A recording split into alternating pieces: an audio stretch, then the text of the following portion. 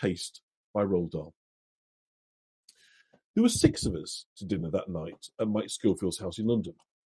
Mike and his wife and daughter, my wife and I, and a man called Richard Pratt. Richard Pratt was a famous gourmet. He was president of a small society known as the Epicures. And each month he circulated privately to his members a pamphlet on food and wines. He organised dinners where sumptuous dishes and rare wines were served. He refused to smoke for fear of harming his palate, and when discussing a wine, he had a curious, rather droll habit of referring to it as though it was a living being. A prudent wine, he would say, rather diffident and evasive, but quite prudent. Or a good-humoured wine, benevolent and cheerful, slightly obscene perhaps, but nonetheless good-humoured. I'd been to dinner at Mike's twice before when Richard Pratt was there, and on each occasion Mike and his wife had gone out of their way to produce a special meal for this famous gourmet, and this one clearly was to be no exception. The moment we entered the dining room, I could see that the table was laid for a feast. The tall candles, the yellow roses, the quantity of shining silver, the 3 wine glasses to each person, and above all, the faint scent of roasting meat from the kitchen brought the first warm oozings of saliva to my mouth. As we sat down, I remember that on both Richard Pratt's previous visits, Mike had played a little betting game with him over the claret, challenging him to name its breed and its vintage. Pratt had replied that it shouldn't be too difficult, provided it was one of the great years. Mike had then bet him a case of the wine in question that he could not do it. Pratt had accepted and had won on both times. Tonight I felt sure the little game would be played again, for Mike was quite willing to lose the bet in order to prove that his wine was good enough to be recognised, and Pratt, for his part, seemed keen to take a grave, restrained pleasure in displaying his knowledge. Now the meal began with a plate of whitebait, fried very crisp in butter, and to go with it there was a Moselle.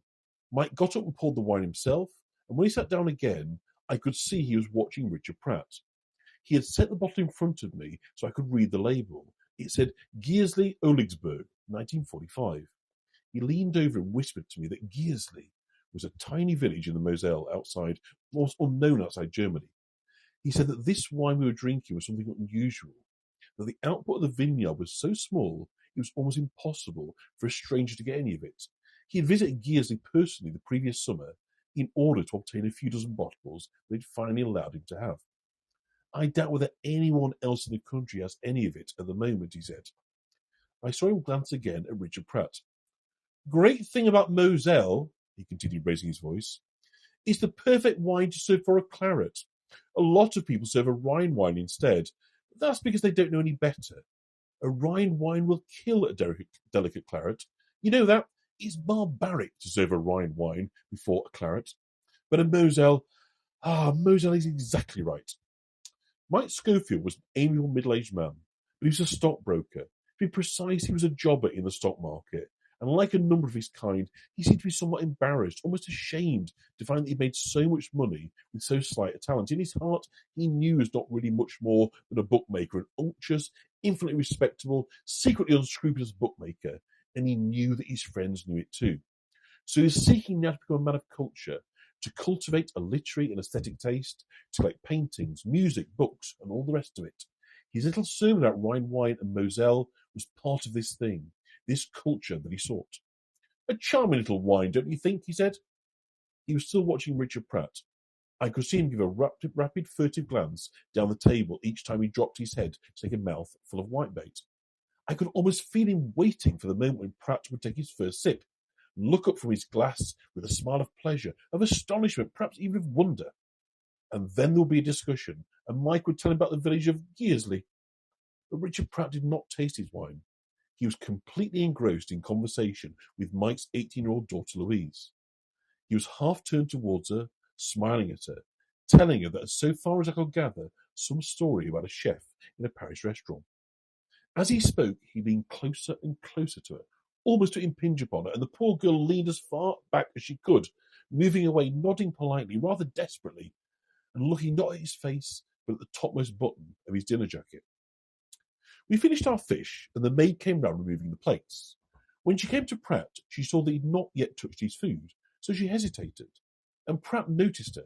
He waved her away, broke off his conversation, and quickly began to eat, popping the little crisp brown fish quickly into his mouth with rapid jabbing movements of his fork.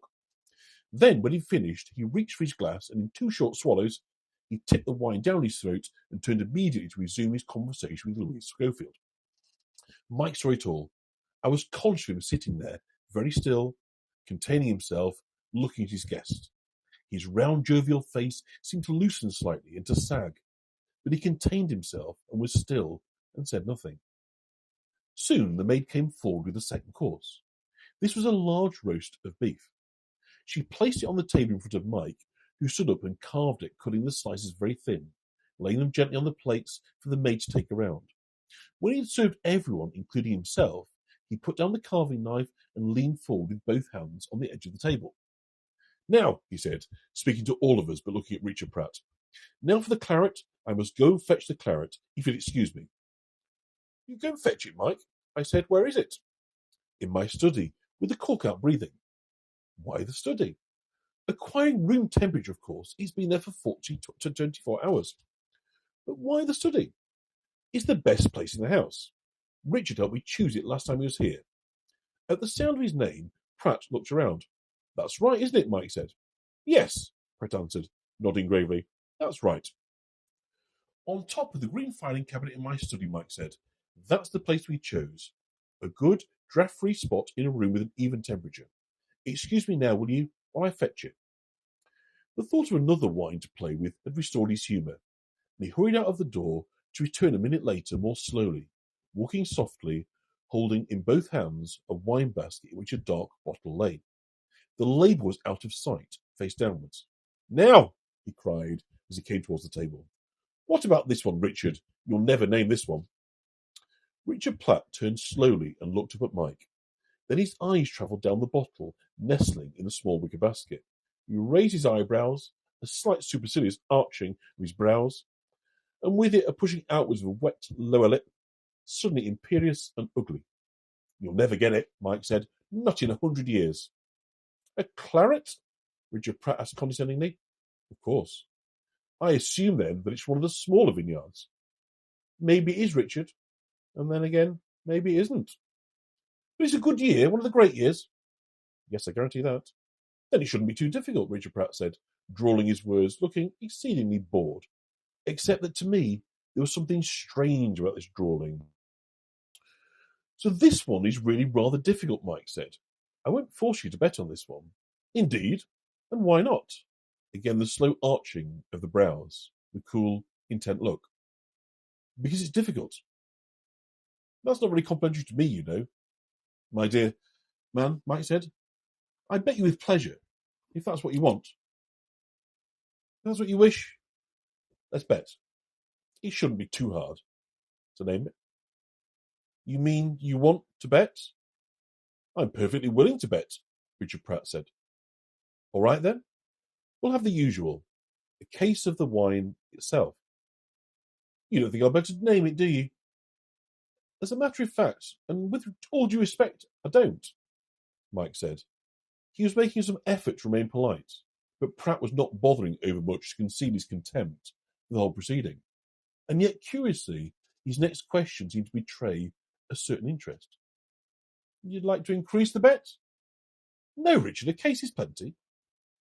Would you like to bet 50 cases? That would be silly. Mike stood very still behind his chair at the head of the table, carefully holding the bottle in its ridiculous wicker basket. There was a trace of whiteness around his nostrils now, and his mouth was shut very tight. Pratt was lolling back in his chair, looking up at him, eyebrows raised, the eyes half closed, a little smile touching the corners of his lips. And again I saw, or thought I saw, something distinctly disturbing about the man's face, the shadow of intentness between the eyes and in the eyes themselves, right in their centres where it was a small, slow spark of shrewdness hiding. So you don't want to increase the bet? As far as I'm concerned, old man, I don't give a damn, Mike said. I'll bet you anything you like. The 3 women and I sat quietly, watching the 2 men. Mike's wife was becoming annoyed. Her mouth had gone sour, and I felt that any moment she was going to interrupt Our roast beef lay before us on our plates, slowly steaming. So you'll bet me anything I like. That's what I told you. I'll bet you anything you damn well please if you want to make an issue out of it. Even £10,000? Certainly I will, if that's the way you want it. Mike was more confident now. He knew quite well he could call any sum that Pratt cared to mention. So you say I can name the bet? Pratt asked again. That's what I said. There was a pause while Pratt looked slowly around the table. First at me, then at the three women, each in turn. He appeared to be reminding us we were witnesses to the offer. Mike, Mrs. Schofield said, Mike, why don't we stop this nonsense and eat our food? It's getting cold. But it isn't nonsense, Pratt told her evenly. We're making a little bet.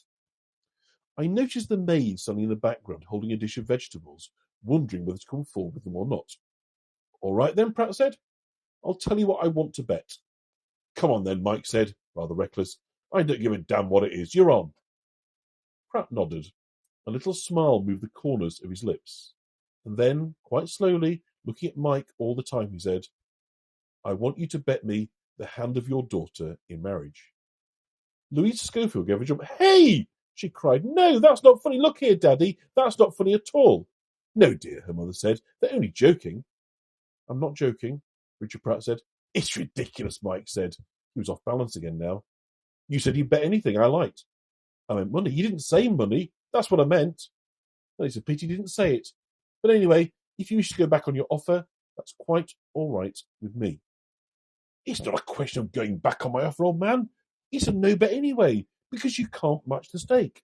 You don't happen to have a daughter to put up against mine in case you lose. And if you had, I wouldn't want to marry her. I'm glad of that, dear, his wife said. I'll put up anything you like, Pratt announced. My house, for example. How about my house? Which one? Mike asked, joking now. The country one. Why not the other one as well? All right, if you wish it. Both my houses. At this point, I saw Mike pause. He took a step forward and placed the bottle in its basket gently down on the table. He moved the salt cellar to one side, then the pepper, then he picked up his knife, studied the blade thoughtfully for a moment, and put it down. His daughter, too, had seen him pause. Now, Daddy, she cried, don't be absurd. It's too silly for words. I refuse to be betted on like this. Quite right, dear, her mother said. Stop it at once, Mike, and sit down and eat your food. Mike ignored her. He looked over at his daughter, and he smiled. A slow, fatherly, protective smile. But in his eyes, suddenly, there glimmered a little triumph. You know, he said, smiling as he spoke, you know, Louise, we ought to think about this a bit. Now stop it, Daddy. I refuse to even listen to you. Why, I've never heard anything so ridiculous in my life. No, seriously, dear. My dear, just wait a moment and hear what I have to say. But I don't want to hear it. Louise, please, it's like this. Richard here has offered us a serious bet. He is the one who wants to make it, not me. And if he loses, he will have to hand over a considerable amount of property. Now, wait a minute, my dear. Don't interrupt. The point is this. He cannot possibly win. Well, he seems to think he can. Now, listen to me, because I know what I'm talking about. The expert, when tasting a claret, so long as it's not one of the famous great wines like the Lafite Latour, can only get a certain way towards naming the vineyard. He can, of course, tell you the Bordeaux district from which the wine comes, whether it's a Saint-Emilion, Pomerol, Grave, or Medoc.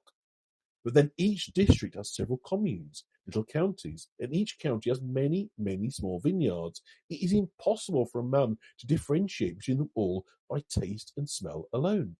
I don't mind you telling this. I got this from a small vineyard that is surrounded by many other small vineyards. He'll never get it. It's impossible. You can't be sure of that, his daughter said. I'm telling you I can. Though I say it myself, I understand quite a bit about this wine business, you know. And anyway, heavens alive, girl, I'm your father and don't think I'd let you in for it. Don't you think I'd do it for you? If something you didn't want to do, I'm trying to make you some money. Mike, his wife said sharply, stop it now, Mike, please. Again, he ignored her. If you will take this bet, he said to his daughter, in 10 minutes, you'll be the owner of 2 large houses. But I don't want 2 large houses, Daddy. Then sell them. Sell them back to him on the spot. I'll arrange all that for you. And then just think of it, my dear, you'll be rich. You'll be independent for the rest of your life. Oh, Daddy, I don't like it. It's silly. So do I, the mother said. She jerked her head briskly up and down as she spoke, like a hen. You ought to be ashamed of yourself, Michael, ever suggesting a thing. Your own daughter, too. Mike didn't even look at her. Take it, he said eagerly, staring hard at the girl. Take it, quick. I guarantee you won't lose. But I don't like it, Daddy. Come on, girl, take it. Mike was pushing her hard. He was leaning towards her, fixing her with two hard, bright eyes, and it was not easy for the daughter to resist him. But what if I lose? I keep telling you, you can't lose. I'll guarantee it. Oh, Daddy, must I? I'm making you a fortune, so come on now. What do you say, Louise? All right? For the last time, she hesitated. Then she gave a helpless little shrug of her shoulders and said, Oh, all right then, just so long as you swear there's no danger of losing. Good, Mike cried. That's fine. Then it's a bet. Yes, Richard Pratt said, looking at the girl. It's a bet. Immediately, Mike picked up the wine, tipped the first thimbleful into his own glass, then skipped excitedly around the table, filling up to the others. Now everyone was watching Richard Pratt, watching his face as he reached slowly for his glass, with his right hand lifted it up to his nose. The man was about 50 years old, and somehow didn't have a pleasant face. Somehow it was all mouth and lips, the full wet lips of a professional gourmet, the lower lip hanging downwards in the centre, a pendulous, permanently open taster's lip, shaped open to receive the rim of a glass or a morsel of food. Like a keyhole, I thought, watching it. His mouth is like a large, wet keyhole. Slowly, he lifted the glass to his nose. The point of the nose entered the glass and moved over the surface of wine, delicately sniffing. He swirled the wine around gently in the glass to receive the bouquet. His concentration was intense. He'd closed his eyes, and now the whole top half of his body, the head and the neck and the chest, seemed to become a huge sensitive smelling machine, receiving, filtering, analysing the message from the sniffing note. Mike, I noticed, was lounging in his chair, apparently unconcerned, but he was watching every move. Mrs. Schofield, the wife, sat prim and upright at the other end of the table, looking straight ahead, her face tight with disapproval. The daughter Louise had shifted a chair away a little, and sideways facing the gourmet, she, like her father, was watching closely. For at least a minute, the smelling process continued, and then, without opening his eyes or moving his head, Pratt lowered the glass to his mouth and tipped in almost half of the contents. He paused, his mouth full of wine, getting the first taste, then he permitted some of it to trickle down his throat, and I saw his Adam's apple move as it passed by, but most of it he retained in his mouth. And now, without swallowing again, he drew in through his lips a thin breath of air, which mingled with the fumes of the wine in the mouth and passed down onto his lungs. He held his breath, blew it out through his nose, and finally began to roll the wine around under his tongue. He actually chewed it with his teeth, as if it was bread. It was a solemn, impressive performance, and I must say he did it well. He said, putting down the glass, running a pink tongue over his lips. Yes, a very interesting little wine. Gentle and gracious, almost feminine in the aftertaste. There was an excess of saliva in his mouth, and as he spoke, he spat an occasional bright speck of it onto the table.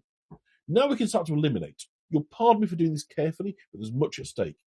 Normally, I'd perhaps take a bit of a chance, leaping forward quickly and landing right in the middle of the vineyard of my choice, but this time, I must move cautiously this time, must I not?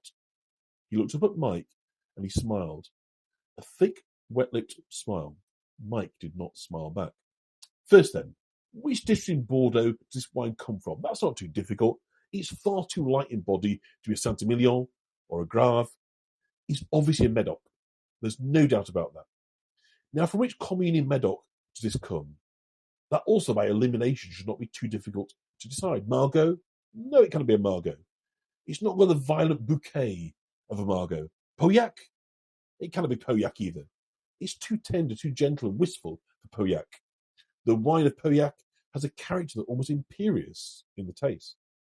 And also, to me, a Pauillac contains just a little pith, a curious, dusty, pithy flavour that the grape acquires from the soil of the district. No, this is a very gentle wine, demure and bashful in the first taste, emerging shyly but quite graciously in the second. A little arch, perhaps, in the second taste, a little naughty also, teasing the tongue with a trace, just a trace of tannin. Then in the aftertaste, delightfully consoling and feminine, with a certain blithely generous quality that one associates only with the wines of the commune of Saint-Julien. Unmistaken, it's a Saint-Julien wine. He leaned back in his chair. He held his hands level with his chest and placed his fingertips closely together. He was becoming ridiculously pompous, but I thought that some of it was deliberate, simply to mock his host. I found myself waiting rather tensely for him to go on. The girl Louise was lighting a cigarette. Pratt heard a match strike and he turned on her, flaring suddenly with a real anger. "Please," he said, "please do not do that. It is a disgusting habit to smoke at the table." She looked at him, still holding the burning match in one hand, the big slow eyes setting on his face, resting there a moment, moving away again, slow and contemptuous. She bent her head and blew out the match, but continued to hold the unlighted cigarette in her fingers. "I'm sorry, my dear," Pratt said. "I simply cannot have smoking at the table." She didn't look at him again. "Now let me see, where were we? Ah, yes, this wine is from Bordeaux. It's from the commune of Saint-Julien in the district of Medoc. So far, so good. But now we come to the more difficult part. For the name of the vineyard itself, for in Saint-Julien, there are many vineyards, and as our host rightly remarked earlier, there is often not much difference between the wine of one and the wine of another. But we shall see." He paused again, closing his eyes. "I'm trying to establish the growth," he said. "If I can do that, it'll be half the battle. Now let me see. This wine is obviously not from a first growth vineyard. The quality, the radiance, the power is lacking. But a third growth, that it could be, and yet I doubt it. We know it's a good year. Our host has said so. And this is probably flattering a little bit. I must be careful. I must be very careful here." He picked up his glass and he took another small sip. "Yes," he said, sucking his lips. "I was right. It is a fourth growth. Now I'm sure of it. A fourth growth from a very good year. From a great year, in fact. And that's what made it taste like a third or even a second growth wine. Good, that's better. Now we're closing in. What are the fourth growth vineyards in the commune of Saint-Julien?" Again he paused, took up his glass, and held the rim against that sagging, pendulous lower lip of his. Then I saw the tongue shoot out, pink and narrow, the tip of it dipping into the wine, withdrawing swiftly again. A repulsive sight. When he lowered the glass, his eyes remained closed, the face concentrated, only moving, sliding over each other like two pieces of wet, spongy rubber. "There it is again," he cried, "tannin in the middle taste, and a quick astringent squeeze of the tongue. Yes, yes, of course, now I have it. This wine comes from one of those small vineyards around Bechvel. I remember now, the Bechvel district, and the river, and the little harbour that's silted up so the wine ships can no longer use it. Bechvel. Could it actually be a Bechvel itself? No, I don't think so. Not quite. But somewhere very close. Chateau Talbot. Could it be Talbot? Yes, it could. Wait one moment." He sipped the wine again, and out of the side of my eye, I noticed Mike Schofield now is leaning farther and farther forward over the table, his mouth slightly open, his eyes fixed upon Richard Platt. "No, I was wrong. It's not a Talbot. A Talbot comes forward to you just a little quicker than this. The fruit is nearer the surface. So it's a 34, which I believe it is, and it couldn't be Talbot. Oui. Yes, let me think. It's not Bechvel, and it's not a Talbot, and yet it's so close to both of them. So close, the vineyard must be almost in between. Now, which could it be?" He hesitated, and we waited, watching his face. Everyone, even Mike's wife, was watching him now. I heard the maid put down the dish of vegetables on the sideboard behind me gently so as not to disturb the silence. He cried, "I have it, yes. I think I have it." For the last time he sipped the wine, then still holding the glass near his mouth, he turned to Mike and he smiled. A slow, silky smile. And he said, "You know what this is? It's a little chateau, Braner de Cru." Mike sat tight, not moving. And the year? 1934. We all looked at Mike, waiting for him to turn the bottle around in its basket and show the label. "Is that your final answer?" Mike said. "Yes, I think so." "Well, is it or isn't it?" Yes, it is. What was the name again? Chateau Branair de Creux. Pretty little vineyard, lovely old chateau, know it well. Can't think why I didn't recognise it at once. Come on, Daddy, the girl said. Turn it round, let's have a peek. I want my 2 houses. Just wait a minute, Mike said. Wait just a minute. He was sitting very quiet, bewildered looking, and his face was becoming puffy and pale, as though all the force was slowly draining out of him. Michael? His wife called sharply from the other end of the table. What's the matter? Keep out of this, Margaret, will you please? Richard Pratt was looking at Mike, smiling with his mouth, his eyes small and bright. Mike was not looking at anyone. Daddy! His daughter cried, agonised. But Daddy, you don't mean to say he's guessed it right. Now stop worrying, my dear, Mike said. There's nothing to worry about. I think it was more to get away from his family than anything else that Mike then turned to Richard Pratt and said, I'll tell you what, Richard, I think you and I had better slip off into the next room and have a little chat. I don't want a little chat, Pratt said. All I want to do is see the label on the bottle. He knew he was a winner now. He had that bearing, the quiet arrogance of a winner, and I could see he was prepared to become thoroughly nasty if there was any trouble. What are you waiting for? He said to Mike. Go on, turn it round. This then happened. The maid, the tiny erect figure of the maid in a white and black uniform, was standing beside Richard Pratt, holding something in her hand. I believe these are yours, sir, she said. Pratt glanced around, saw the thin horn-rimmed glasses which she held out to him, and for a moment he hesitated. Are they? Perhaps they are. I don't know. Yes, sir, they're yours. The maid was an elderly woman, nearer 70 than 60, a faithful family retainer of many years' standing. She put the spectacles down in the table beside him. Without thanking her, Pratt took them and slipped them into his top pocket behind the white handkerchief. But the maid did not go away. She remained standing beside and slightly behind Richard Pratt, and there was something so unusual in her manner and in the way that she stood there, small, motionless, and erect, that I for one found myself watching her with a sudden apprehension. Her old grey face had a frosty, determined look.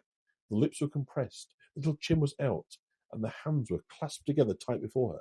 A curious cap on her head and the flash of white down the front of her uniform made her seem like some tiny, ruffled, white-breasted bird. You left in Mr. Schofield's study, she said. Her voice was unnaturally, deliberately polite. On top of the green filing cabinet in his study, sir, when you happened to go in there by yourself before dinner. It took a few minutes for the full meaning of her words to penetrate. In that silence that followed, I became aware of Mike and how he was slowly drawing himself up in his chair, and the colour coming to his face, and the eyes opening wide, and the curl of the mouth, and the dangerous patch of whiteness beginning to spread around the area of his nostrils. Now, Michael, his wife said, keep calm now, Michael. Dear, keep calm.